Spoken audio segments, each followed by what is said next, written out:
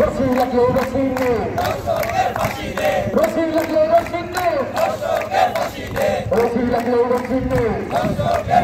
কামালপুর আশিক মোহাম্মদ কলেজে আমাদের শান্তি মানব বন্ধন আমরা খেতে বলেছি, সেটা এই কর্মসূচি।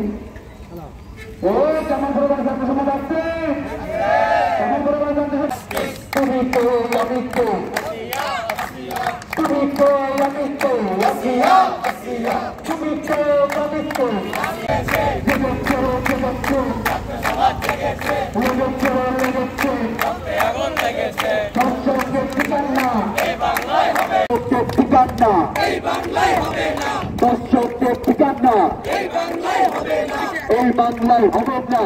সংগ্রামী উপস্থিতি,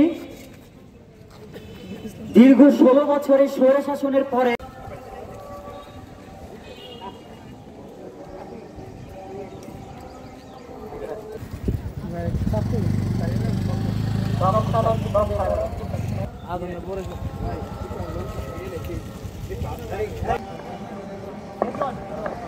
ধন্যবাদ জানাচ্ছি আব্দুল হাসান সুজুককে। আমাদের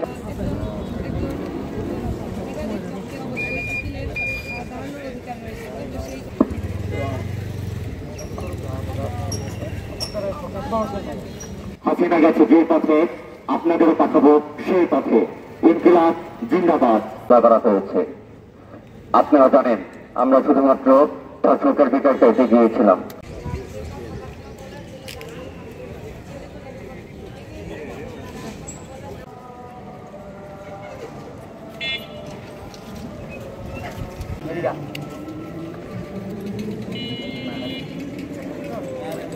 আমরা জামালপুর থেকে স্বৈরাচারকে ভাগিয়েছি। আপনারা শুধু হামলায় নয়, জুলাই অভ্যুত্থানে আমাদের অনেক সদস্য এই দেশে কোন ধর্ষকের স্থান হবে না। প্রতিটি ধর্ষককে জানিয়ে দিতে চাই, রাজপথে আধামরা করে তারপর তোমাদের আইনের কাছে সুপর্দ করা হবে। এরপর আমাদের যত আইনি প্রক্রিয়া আছে, সেই আইনি প্রক্রিয়া সরকারকে বলবো আপনারা সংশোধন করেন। যারা ধর্ষণ করবে তাদের সর্বোচ্চ শাস্তি মৃত্যুদণ্ড কার্যকর করতে হবে। গতকাল আমরা একটি ন্যায় দাবি নিয়ে যখন আদালত প্রাঙ্গণে যাই, আমাদের সাধারণ শিক্ষার্থীদের উপরে যে হামলাটা করা হয়, এটি আমার কাছে মনে হয়েছে সেই স্বৈরাচার শেখ হাসিনার থেকেও অনেক নিকৃষ্ট একটি কাহিনী তারা ঘটনা তারা ঘটিয়েছে।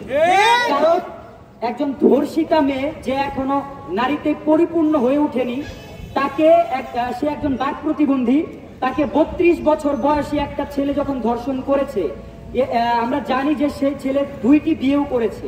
এই ছেলেকে নাবালক প্রমাণ করার জন্য একজন উকিল যখন জাল কাগজ তৈরি করে, আর সেই উকিলকে আমরা যখন মানবপ্রেমী হওয়ার জন্য আহ্বান করি, এই সকল দুর্নীতি থেকে ফিরে আসার জন্য আহ্বান করি, তখন তাদের উকিল বার সমিতি দ্বারা আমাদের প্রত্যেকটা ছাত্র সদস্যের উপরে যেই আঘাত তারা করেছে, আমি মনে করি এই আঘাত শুধু জামালপুরের ছাত্রদের না, এই আঘাত সারা বাংলাদেশের ছাত্র জনতার উপর তারা করেছে।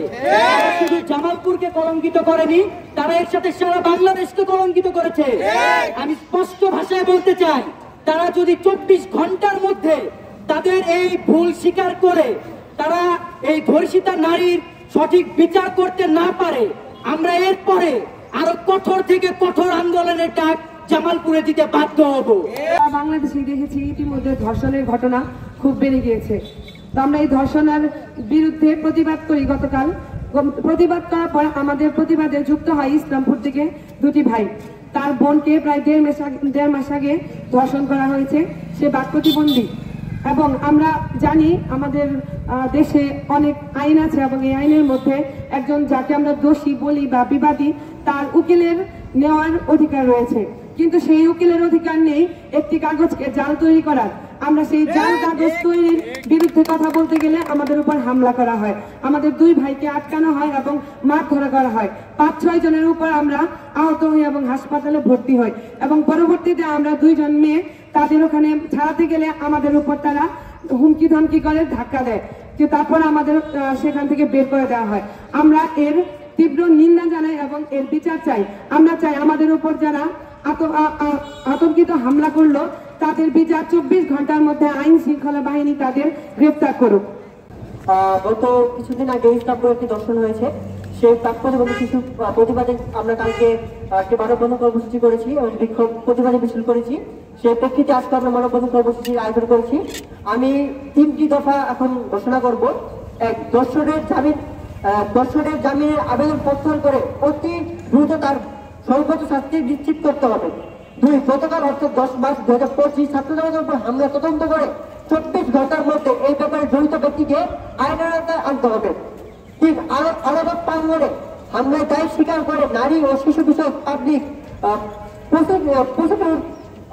প্রত্যেকের সব পিটি ও এসপিটি ছাত্র জনতার কাছে ক্ষমা চাইতে হবে। এই 3টি দফা আমাদের মানতে হবে এবং এই 3টি দফা 24 ঘন্টার মধ্যে বাস্তবায়ন করে আমাদের সামনে হাজির করতে হবে। আপনারা ইতিমধ্যে সবাই অবগত যে আমাদের ইসলামপুরে একটি প্রতিবন্ধী একজন মেয়েকে ধর্ষণ করা হয়েছে এবং তার প্রতিবাদে আমরা কালকে একটি মানববন্ধনের শান্তিপূর্ণ মানববন্ধনের আয়োজন করি। সেখানে আমাদের সাথে কতিপয় কিছু লোকের সংঘর্ষ এবং হাতাহাতির একটি বিচ্ছিন্নকারী ঘটনা ঘটে। এর প্রতিবাদে আমরা আজকে মানববন্ধনের একটি আয়োজন করেছি এবং আমি আজকে এই মুহূর্তে এই 12টা 55 মিনিটে সরকারি আশিক মাহমুদ